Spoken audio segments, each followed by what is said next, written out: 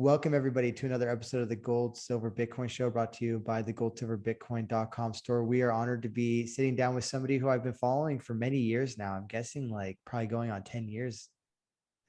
John Potash. He's author of numerous books, for instance, The FBI War on Tupac and Other Black Leaders, as well as Drugs as Weapons Against Us. So thank you so much, John, for joining us today. Thanks for having me on, Justin. So I think to start with, if you could maybe give some background to the work you did with the book about Tupac and I guess the general theme. And then perhaps we can talk a little bit about that in the context of the Black Lives Matter movement that we've seen. Sure. So I started working as a drug and alcohol counselor back in around a little before 1990, and when I was doing that in Baltimore City, and somebody told me that his father was a Black Panther killed by the police, and that got me. I was doing a lot of writing at the time, and so I started researching the Black Panthers, and I came to find that the leading New York City Black Panthers were the Shakurs. And so then come 1994, November, the end of November 1994, when I moved down to Washington by that time, and I saw that the Washington Post had on the front page, in another strange twist, the same police that arrived at New York at Tupac's recording studio shooting were the same that arrived a year before in a different part of New York at this sexual assault, alleged sexual assault crime scene. And so I thought, I wonder if the police and the FBI are targeting Tupac like they did his Black Panther parents. And so I called Tupac's New York trial lawyer, and he said, yes, I think they're targeting Tupac like his parents, and nobody's writing about it. So I wrote an article about it then, got that published, couldn't get that published in a national activist magazines, but got it published locally about a possible FBI counterintelligence program targeting Tupac. And then when he was killed, after Tupac was murdered, I got the expanded version of that article published in something called Covert Action Quarterly, a magazine started by a CIA whistleblower, Phil Agee. And so that's when people close to Tupac encouraged me to turn into a book. And so I first put out the book in 2007, The FBI War on Tupac Shakur and Black Leaders. And then just this past November, Microcosm Publishing wanted to republish it in just a somewhat new format, an updated version. Now it's called The FBI War on Tupac Shakur, State Repression of Black Leaders from the Civil Rights Era to the 1990s. And it's just got some, updated information about the Shakurs and other key figures in, Tupac's life as an epilogue to the book. And but otherwise, it's pretty close to the old version, except for they, for some reason, left out a afterword by Fred Hampton Jr. That I had in the original book, and they took out the forward by Pam Africa with a contribution from Mumia Abul Jamal, and as well as some pictures that were in the old book. But otherwise, I think they did a great job with it. I'm really happy with the new information it's putting out there. I was unfamiliar with that. Your research of this topic goes back to while Tupac was still alive. Can you kind of take us back to that time? When was the first time you touched base with his lawyer, and what was going on? Sure. So this is I just basically read about this happening to him getting shot in a New York recording studio lobby in November 30th of 1994, I believe it was. I read about it in the Washington Post, and what was happening was a year before, he had already gone through a lot of trials and tribulations with shootings, people shooting at him, police that were in plain clothes shooting at him in Atlanta, for example, in 1993, right after a concert of his. About a few weeks after that, he's in a hotel with a woman who had had sex with him several nights before.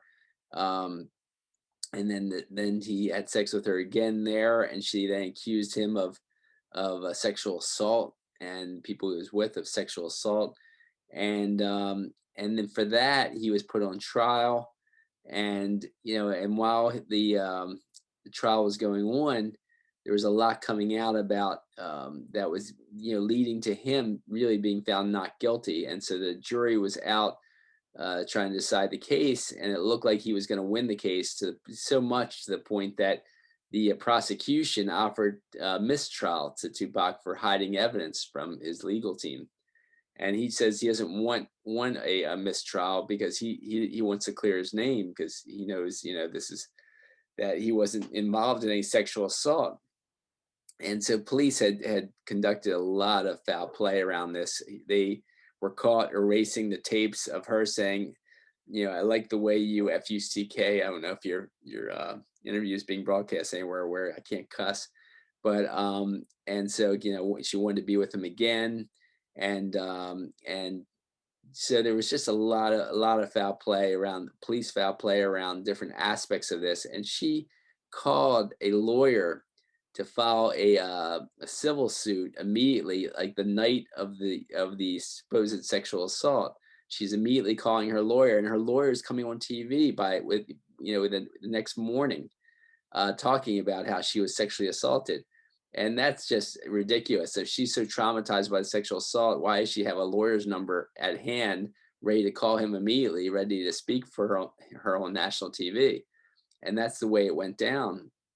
So this was clearly a setup, and it was a setup by a guy named Haitian Jacques Agnant, who Tupac would later, in a later album before he died, he wrote, knew he was working for the feds, set me up and wet me up, meaning you set him up for the sexual assault crime, and set him up, frame up really, and set him up for the to be shot.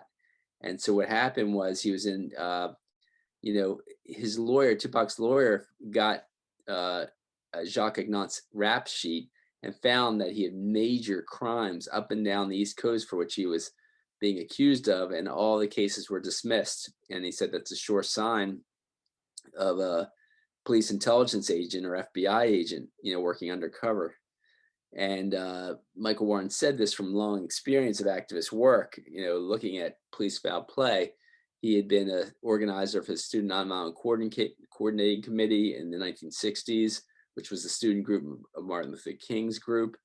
And so, he found all this foul play. And so this woman's lawyer ends up being a longtime Policemen's Benevolent Association lawyer, a guy who had represented the Policemen's Benevolent Association for decades.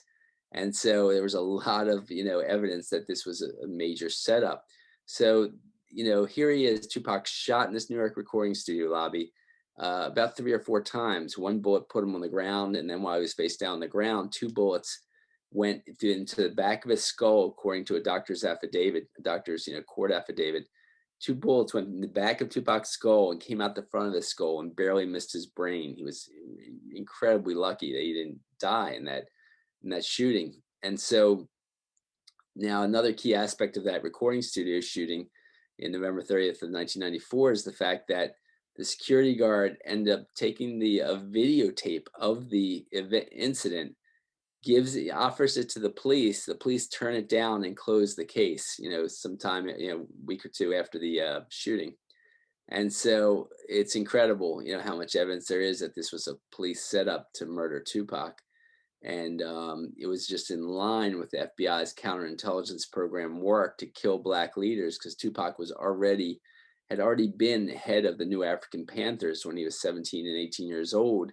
And the New African Panthers were attempting to replicate the Black Panthers, and they were active in 8 to 10 cities. And the FBI's counterintelligence program was found when activists raided an FBI office and stole all the documents. They found that they were using all kinds of horrible, murderous targeting tactics against the Black Panthers and other, Black activist leaders. And they were doing the same to Tupac. Obviously, they were going to do the same to the children of the Black Panthers, such as Tupac, such as Fred Hampton Jr. And Fred Hampton Jr. was mercilessly targeted too, and ended up spending 8 to 10 years for an arson that didn't even happen. There wasn't even a fire. They just said they found a bottle with a rag in it, as if it was going to be a Molotov cocktail to frame Fred Hampton Jr. And Fred Hampton Sr. was head of the Chicago Black Panthers in the same way that Tupac's mother, Afeni Shakur, was one-time leader of the Harlem Black Panthers. So this is how it all played out. And so, and then when Tupac was murdered, a top Los Angeles, Tupac was murdered in Las Vegas with loads of Los Angeles police around the murder. And a top Los Angeles police detective found, a guy named Russell Poole, found that dozens of his fellow police officers were at all levels of death row records.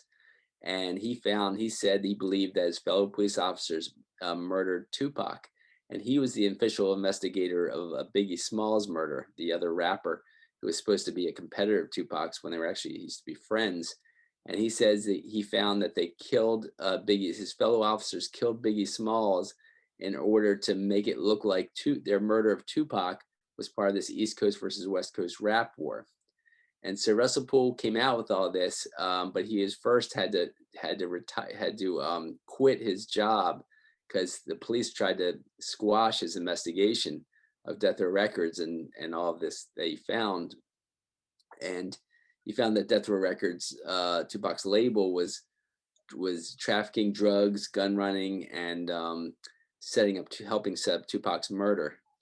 And because Tupac was an activist behind the scenes, helping gangs call peace truces and turn on into activism as part of his Black Panther extended family's work in doing that same thing throughout Los Angeles, throughout California, and then it spread throughout the country. And this was a major threat to the FBI and their interest in having the kind of gangs as extensions of their own, the own U.S. intelligence drug trafficking. So this was why basically Tupac was murdered. Now these days with Black Lives Matter, there's so much police brutality. The Black Panthers were fighting police brutality. Tupac was speaking out against police brutality. And now Black Lives Matter, of course, is speaking out against police brutality. And it's been found that there's FBI documents talking about the targeting of Black extremists, as if someone in Black Lives Matter just protesting police brutality is an extremist just for protesting the illegal police murders of unarmed Black citizens. And there's just, there's hundreds of these situations every year. I mean, there's just 100 recorded each year in Baltimore of unarmed Black men and women being killed by police. So even Black police officers, such as in Baltimore, a Black police officer was going to testify against other corrupt, police officers, was murdered with his own gun the day before he was going to testify. So this is the incredible corruption in the police department, in the way they're really an extension of the incredible corruption in U.S. intelligence, because police intelligence works for the FBI gets direction from the CIA, and so on. Fascinating. There's so much to unwind here. I think we should probably continue speaking a little bit about Tupac. Obviously, you have like a breadth of knowledge on that, and he's a significant cultural figure. Obviously, that goes without saying. And there's so much that happened. Like, okay, factoid after factoid after factoid that points towards interesting things. I believe in Atlanta, this was the two police officers who were shooting at him, and he returned fire and then got off on a self-defense argument. Right. Exactly. I mean, let's see, like, okay, so FBI have been implicated sending letters to East Coast rappers and West Coast rappers to kind of like dig up dirt or to pit them against one another and perhaps fuel the violence, even conquer, divide, Machiavelli. I think that's still just an important concept that I don't know, most people I don't think understand how it applies to their current lives. So you obviously went on a lot there about Tupac. What else is there that people should know about Tupac's, I guess, targeting by the intelligence agencies? Well, Tupac was really, and I'm going to use this to segue into the other book and film I did, the Drugs as Weapons Against Us, the CIA War on Musicians and Activists, because Tupac was such a major activist. And one of the things that Tupac was trying to do was to stop the Bloods and Crips from dealing drugs into, like, around kids and dealing drugs in neighborhoods where areas near schools and trying to cut down on the harm that these drug dealing gangs did to their communities. And so he did get a lot of gangs to actually stop drug dealing too, amongst this peace truce movement that he was trying to spark and get moving around the state and around the country. And so that was a major threat to U.S. intelligence drug trafficking, because as I said, Death Row Records was found to be drug trafficking, and the founder of Death Row Records was a guy named Michael Harrio Harris, who was one of the two understudies of Freeway Ricky Ross. Freeway Ricky Ross was known as the top crack trafficker in the country, and he was getting his very cheap cocaine directly from CIA assets who were part of the Nicaraguan Contra crack cocaine network, coming out of what the Nicaraguan Contras were called by Gary Webb, the Pulitzer Prize winning journalist who wrote about them. He called them like a CIA army. They were basically an army being paid by the CIA to try to overthrow the socialist Sandinista government in Nicaragua. And so this was part of what why Tupac was such a threat. But there was a number of other musicians who were considered somewhat threats to the authorities because of their different degrees of activism. Tupac was probably the most activist, because he grew up in that Black Panther family, grew up as a left-wing activist. But John Lennon was very activist himself in terms of being anti-war, and to a different degree in a different way, all of these musicians were manipulated to inadvertently promote drugs a bit. Tupac with the weed, but he started getting away from the weed and sobering up before he died.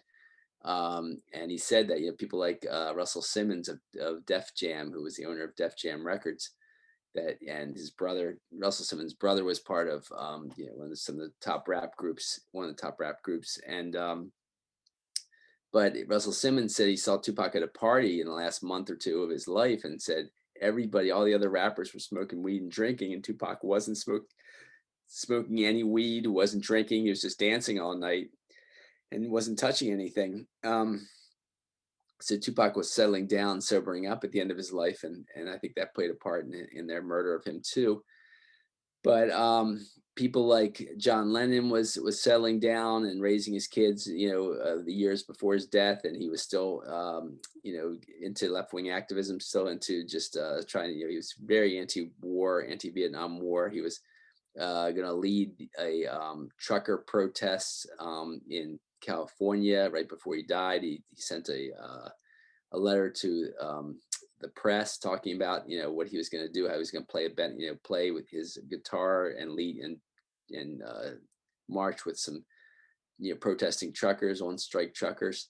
And so John Lennon was another example of how John Lennon was manipulated. In 1965, he was dosed with LSD by George Harrison's dentist at a dinner party where there was just 6 of them, and this dentist put LSD in the coffee of John Lennon and George Harrison. And it was to get them trying LSD without them realizing it, and they were pissed at first, but then other people convinced them that you should try it again, maybe 4 or 5 months later.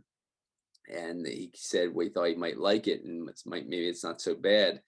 And he ends up promoting acid, but then he sobers up later. And, years later, he sobers up. So John Lennon was manipulated, to do that. And Jimi Hendrix, the same thing. His manager, Mike Jeffrey, was called a former MI6 agent, which is British CIA. And he didn't know that, of course, but he was really, undercover, still working for MI6 by all the best evidence. And so he inadvertently was promoting, drugs, but then he started sobering up and he started, speaking out against the Vietnam War and speaking for the Black Panthers. And so Jimi Hendrix, within 48 hours of firing his manager, Mike Jeffrey, he ends up dead. And so, and Kurt Cobain ends up marrying a woman who he got pregnant, Courtney Love. And Courtney Love's history as a teenage prostitute who was addicted to heroin, plus her links to a guy who said on his deathbed, he sent a letter to Courtney Love's father saying he had been working for the CIA when he was escorting Courtney Love to England, um, where she started distributed as a teenager, distributed 1,000 hits of acid to tons of musicians. In the same way, right before John Lennon got dosed with acid, a guy who was head of a operation called MK Ultra. He was the assistant director of MK Ultra, Robert Lashbrook. Took 1,000 hits of LSD. I mean, sorry, thousands of hits of LSD to London, along with agents and money, and told the agents to get out LSD in as many musicians' hands as possible. And that's according to Ernest Hemingway's editor, A.E. Hotchner, wrote a book about that scene called "Blown Away," and you did a whole history of that scene, of the London scene at that time. And another undercover agent gave Mick Jagger his first hit of acid in 1967. And that's some of the way it worked, because the second book and film, Drugs as Weapons Against Us, the CIA War on Musicians and Activists, is really about MK Ultra. And MK Ultra was a huge umbrella project that had 149 sub-projects. And that was, in their own documents say, it was the use of drugs for unconventional warfare. And usually we think of warfare as in battles in foreign lands. But what this warfare really was, according to the documents and all the evidence, is that it was a war against anyone who dissented against the American government's policies of perpetual war, in foreign countries, along with war against anyone who tried to fight for civil rights or fight for equality in our country. And so that's what these musicians were helping do. I mean, the first these musicians were manipulated to kind of promote these drugs, to get everyone using drugs and hurt their minds and not be involved in the best activism. But when they started sobering up these musicians and fighting that and promoting, threatened to promote sobriety, they were done away with, sadly enough. It's very interesting. I think now Tupac sobering up at 25 years old. This is something that I tell especially older people who might pass judgment, that he was only 25 when he died. And you say that he was already sobering up, which I think hints at actually a mature person indeed. And then Courtney Love's story is also very interesting. Now, well, as you were speaking, I had a thought. Was she in foster care? And she was in foster care for a time. And what's interesting is that she has connections to, I believe, to like a military through acquaintances or otherwise. Do you know that story? Yeah. So she was married to a top Los Angeles punk musician before she was married to Kurt Cobain. And so she told that punk musician thought when he was marrying, Courtney Love, he thought he was marrying this radical feminist, punk rocker. And it turns out he found out that she was a ultra conservative who he compared to Phyllis Diller. He says she would say to him that he doesn't know what he's talking about and being anti-war. Wars are good for us. She learned that from having sex with generals in Alaska. Okay, so generals were explaining why wars are good for us, are good for Americans, and her sex with generals in Alaska was her prostitution in Alaska, because she was a teen prostitute for the Japanese mafia in Japan. She was prostituting in Taiwan. She was prostituting in Alaska, and this is what her life was like. And so I argue, and the best evidence shows, that she was also prostituting for the CIA, in her work, infiltrating, getting involved with James Moreland, who was this punk rocker in LA at the time, and who was scared to death of her. Every time he tried to do something, that she didn't want him to do, she would have thugs come beat him up to get him to submit to her will. And he was scared to death and ended up divorcing her.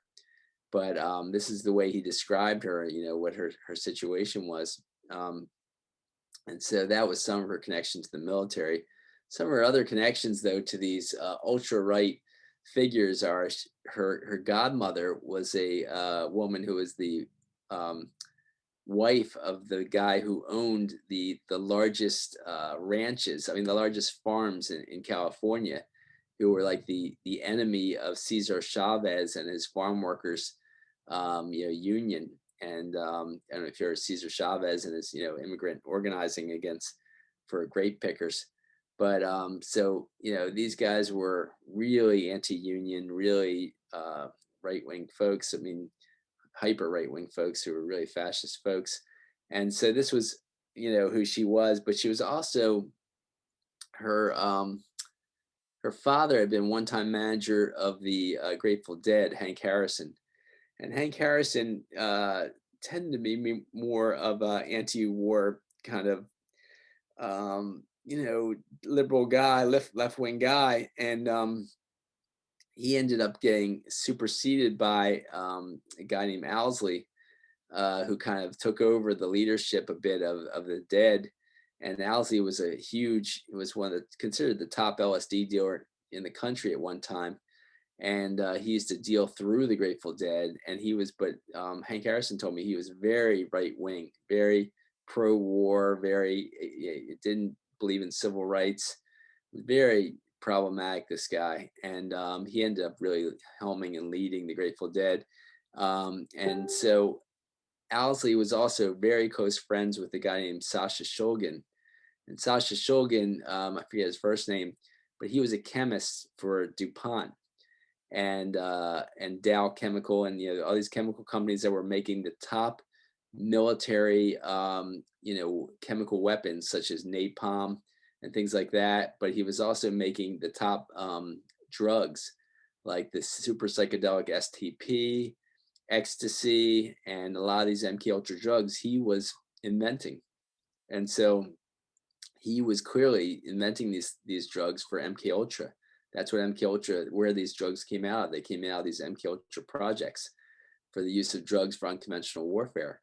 And they end up being distributed by undercover agents at a lot of what was first called Beans, and then called, and then were at these top concerts like Woodstock and all these other rock and roll concerts.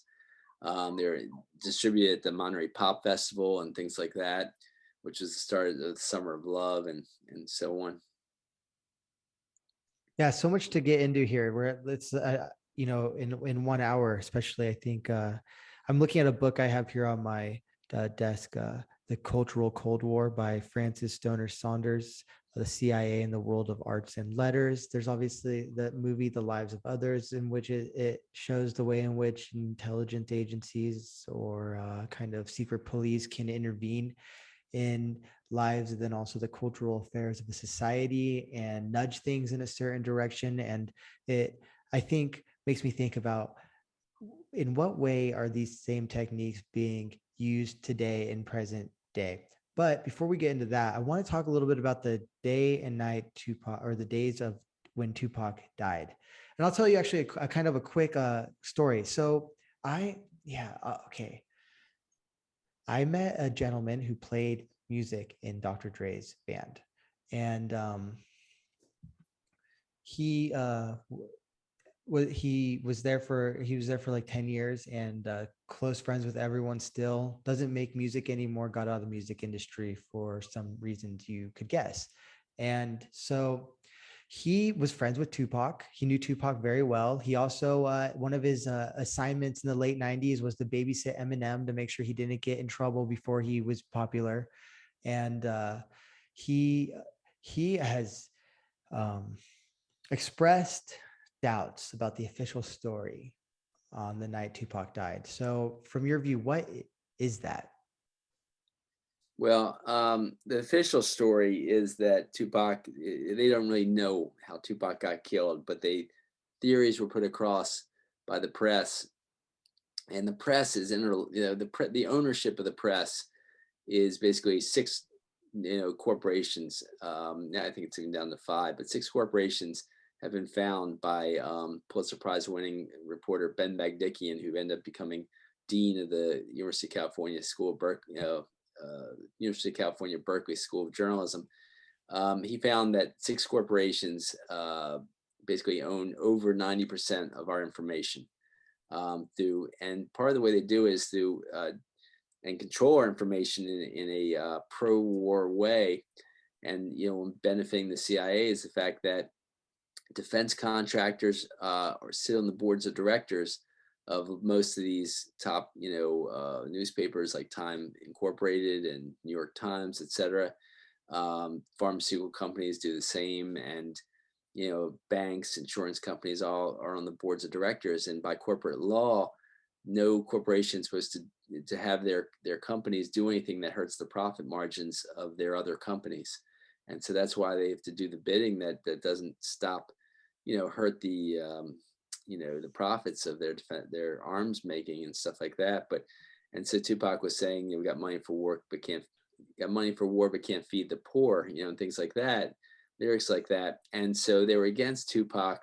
They set Tupac up so they basically could spin things in the newspaper to say, oh, it was probably an East Coast versus West Coast rap war that killed Tupac, and that that Biggie and Puffy set up Tupac's murder, and they did it because it was, or they said it was a gang war, and the Crips killed Tupac because Tupac, sided more with the Bloods, when Tupac really didn't side with either gang. He was calling peace truces between them and calling for them to turn on to activism.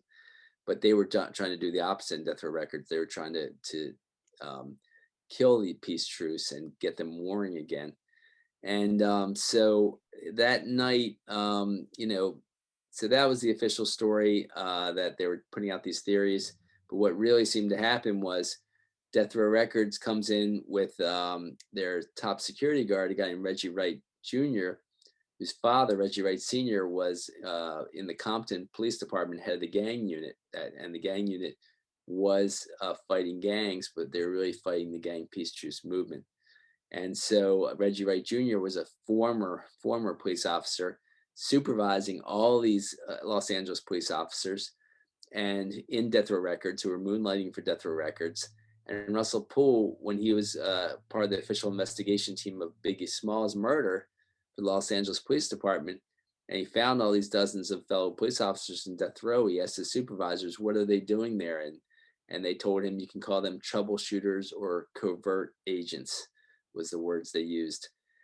And so he thought that his fellow police officers set up Tupac to be murdered. He found the evidence that that's the way it went down. And when Tupac was, and what they did, he found also, he believed that Orlando Anderson, who was just a young man who was confronted, came by Tupac in the MGM hotel right after the Mike Tyson fight. He came out, he was walking past Tupac, and someone convinced Tupac, when Tupac was drunk and stoned, even though he had been getting sober, they convinced him to drink and party with the other death row people that night. And that messed his mind up. And he had originally planned not to drink drink or use drugs, but they convinced him to do so. He was with his fiancee, Kadada Jones, who was Quincy Jones's daughter, there. And he was upset with himself and said, don't ride with me. Something scary is going on here. Something's not right here. So he originally brought his Hummer, and he brought a bulletproof vest to Las Vegas for that Mike Tyson fight, where this all happened. And he took off his vest because it was too hot, and he decided to have Kadada drive the Hummer instead of himself, even though the Hummer could have kept him safe, because Suge Knight said, you got to drive with me, I got things to talk to you about. He drives with Tupac, and Suge Knight and Tupac are together. They're supposed to be armed guards in the back seats of their car, but the armed guards weren't there, according to the top bodyguard, Frank Alexander. He said he was supposed to be there, and instead he was in a backup car. And they said, Reggie Wright Jr. said, oh, you're not allowed to have guns in Las Vegas, when that was crazy. Of course they should have guns in Las Vegas. And he also, Reggie Wright Jr. wouldn't allow them, gave them a phone that didn't have a battery in it. So they gave them non-working mobile phones, as they couldn't call anyone, couldn't call for help. Or couldn't, and so that's the way it all went down. And so Kathy Scott, a top crime reporter for the Las Vegas Sun, said there was also FBI agents in the motorcade of Tupac's. So they watched it all happen. And by law, they're supposed to stop anything, even if they were there to as surveillance on death row or Tupac or whoever they were surveying. They're supposed to stop a crime while it's happening, despite them being undercover and supposed to be, doing undercover surveillance. And so this is just some of the mounds of evidence that, the FBI basically set up Tupac's murder in Las Vegas. And one of the FBI agents, I believe, spoke out and then went to jail for 30 days and then didn't speak out again. Was that Tupac? Yeah. So no, that was Cobain? Kevin Hackey. So Kevin Hackey was getting paid by the FBI, and he was also a police officer, but he's getting paid by the FBI too, and that's the way it works. They usually, have people with police intelligence getting where that can happen. And so he's one of Tupac's top two bodyguards, Frank Alexander and Kevin Hackey. Kevin Hackey he turned on the FBI and convinced Tupac to go to Atlanta, to not go to Las Vegas that night, but to go to Atlanta. And why Atlanta? Because Tupac's top political mentors were in Atlanta, where they were heading a group called the New African People's Organization.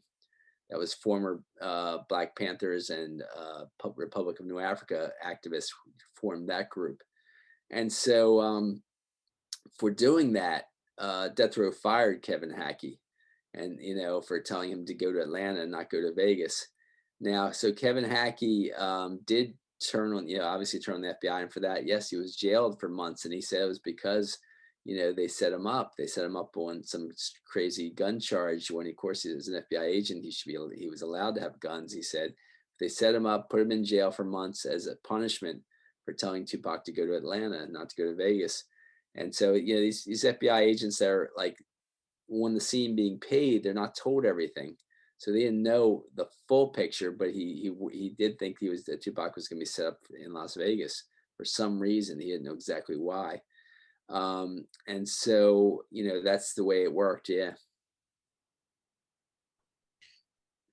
Afeni Shakur. She passed away several years ago. Do you have any comments on her? Yeah, she was just a brilliant woman, like her son.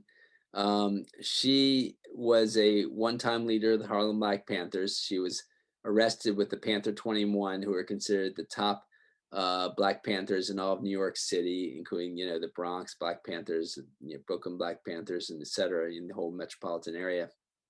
And she ended up being the only Black Panther of the Panther 21 to defend herself in court. And the jury said that she was the most influential of all the lawyers because she was, just so brilliant, and the way she defended herself.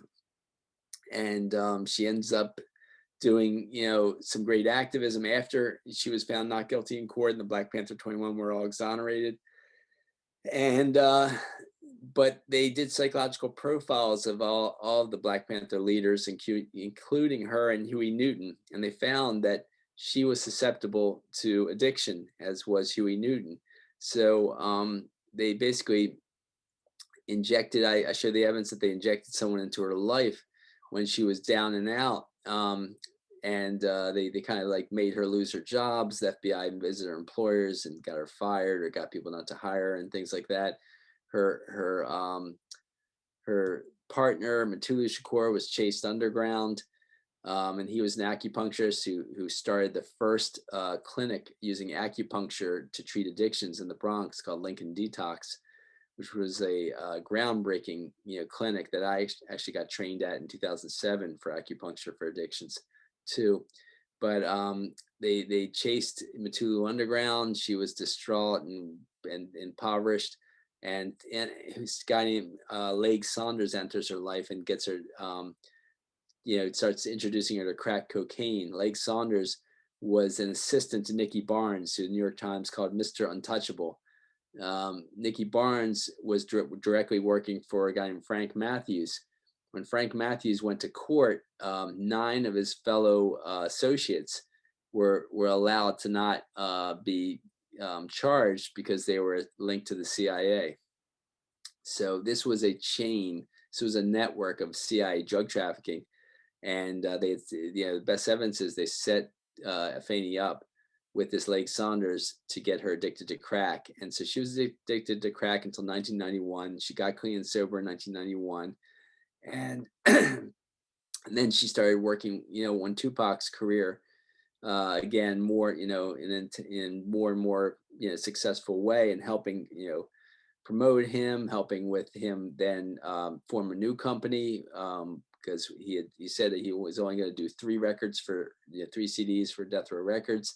He finished those CDs, and so now he had formed his new company, his new record label, his new film company, because he had starred in 6 films, Hollywood films, and sadly enough, he died, and then she started a Tupac Amaru Shakur Foundation, teaching kids the arts.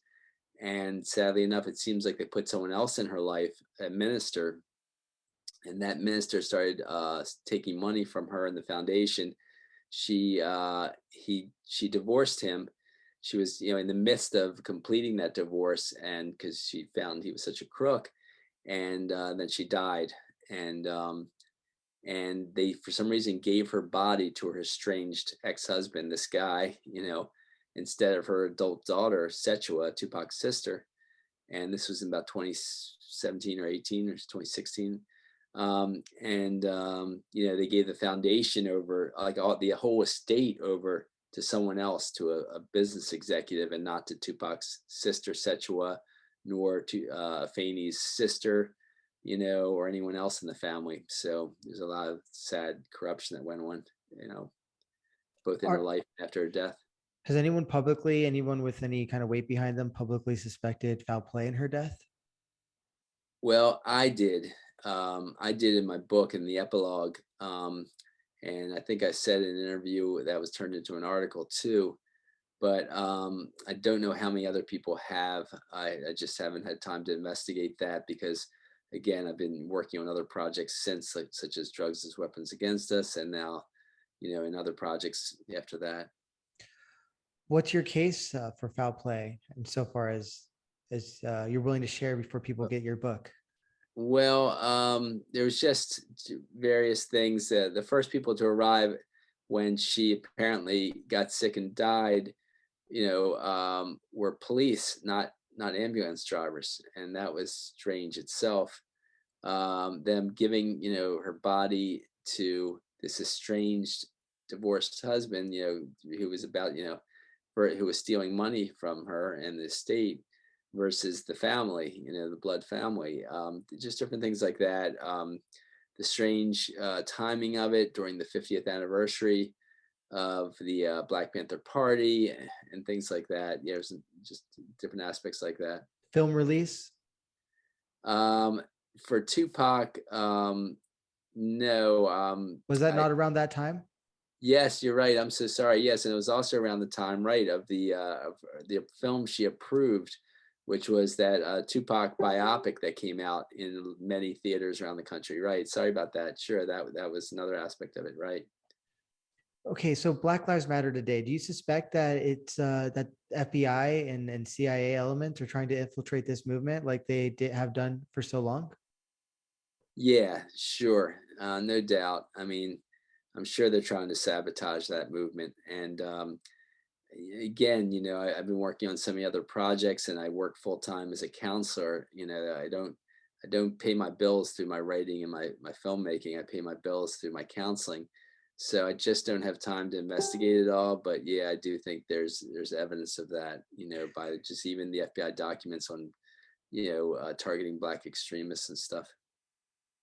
And so some things that just off the top of my head, and I also have not researched, is, for instance, like you see what look like to be saboteurs in these events that kind of drive some of the more violent actions. And I think actually the same is true, right, regardless of the paradigm, regardless of the side of the aisle group is on. I think that these protests are susceptible to being kind of infiltrated and co-opted. Whether it's Black Lives Matter or even at the Capitol, I suspect there is probably foul play going on by intelligence. Now, sure. So drugs as weapon against us. I think I read that 100,000 people a year dying from fentanyl in the country currently. Does that play kind of, does that fit under this category as drugs as weapon against us? Can you speak about your book and that topic? Oh, definitely. Yeah. I mean, the 2 longest wars in U.S. history were Vietnam and Afghanistan. And what's the coincidence between Vietnam and Afghanistan? Vietnam lies in the Golden Triangle for poppy fields that produce, opium and heroin and painkillers such as, like fentanyl. Um, Afghanistan is at the other end of the same Himalayan mountain range, which is called the Golden Crescent for producing poppy fields and opium and heroin. And Vietnam used to be, the Golden Triangle used to be the top area for opium in the world, top supplying area, and now the Golden Crescent's the top supplying area for opium and heroin and painkillers in the world. And the two longest wars for those regions and were to control those poppy fields. And so it's no coincidence that, of course, those were the wars, and there was control of those poppy fields and to make money for U.S. intelligence, and also to, control populations because they know the poppies. I mean, it was called the Opium Wars of the mid 1800s against the Chinese to opiate, their population. That's why Karl Marx called it the opiate of the masses. And but it's just I think the what we're dealing with is just a constant attempt to for social use drugs for social control, and painkillers and heroin are just one of those forms of social control. Acid, LSD, acid, and other psychedelics are another form of social control. Of course, cocaine's a further form of social control, and ecstasy too, as well as speed. Cannabis legalization. Do you think that this is being a tool of this same Well, agenda? I think cannabis is more is not as potent in terms of the way it affects us, but they I'm fine with anyone if they just want to smoke every now and then, if they want to smoke weed or pot every now and then. But the problem is you always have to watch out for if it's laced with something. And so when I do addictions counseling, and I hear mothers crying to me about their black sons, it's the most common way it happens, and sometimes their black daughters, smoking one hit of something that was laced with something and getting psychotic because it was laced with something ugly that made them psychotic. And a number of these kids aren't coming back. These are 20-some-year-old or 18-year-old something, kids that aren't coming back from smoking laced weed. And so you have to watch out for that, for one thing. And the second thing is when you're smoking every day, it's just harder to be as clear-minded to do the best activism.